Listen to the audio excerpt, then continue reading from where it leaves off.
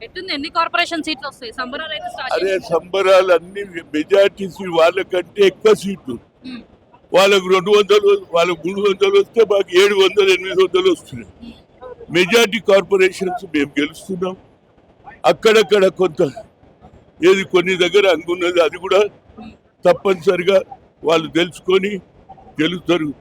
కనుక BJP BRS మాటల వర్షం రోజు పేపర్లో తిట్టడం తప్పితే అభివృద్ధి కనిపించలే. బీఆర్ఎస్ ఏమో టీఆర్ఎస్ పేరు చేంజ్ చేసినప్పుడే ఆత్మగౌరవం దెబ్బతింటది. దాన్ని వాళ్ళు ఆలోచన చేసి ఇక్కడ డబ్బంతా తీసుకుపోయి మహారాష్ట్రలో ఖర్చు పెడతారు. అబ్కి బార్ కిసాన్ కి సర్కార్ అంటారు.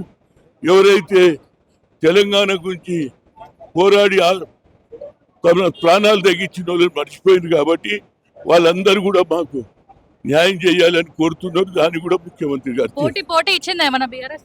ఏ పోటీ 20 ఓట్లు పేపర్లలో పోటీ లేకపోతే మీ టీవీలు పెట్టంగానే తిట్టడం. ఎట్టుంది ఎన్ని కార్పొరేషన్ సీట్లు వస్తాయి? సంబరాలు అయితే స్టార్ట్ అరే చేసింది. సంబరాలు అన్ని మెజార్టీ వాళ్ళకంటే ఎక్కువ సీట్లు.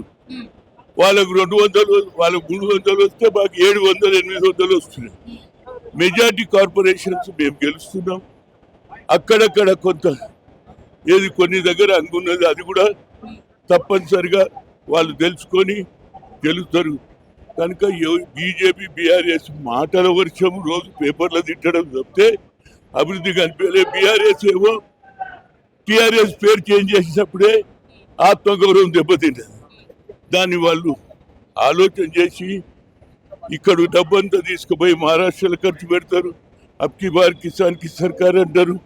ఎవరైతే తెలంగాణ గురించి పోరాడి తమ ప్రాణాలు తగ్గించిన వాళ్ళు మర్చిపోయింది కాబట్టి వాళ్ళందరూ కూడా మాకు న్యాయం చేయాలని కోరుతున్నారు. దాన్ని కూడా ముఖ్యమంత్రి గారు పోటీ ఇచ్చిందా ఏమన్నా బీఆర్ఎస్?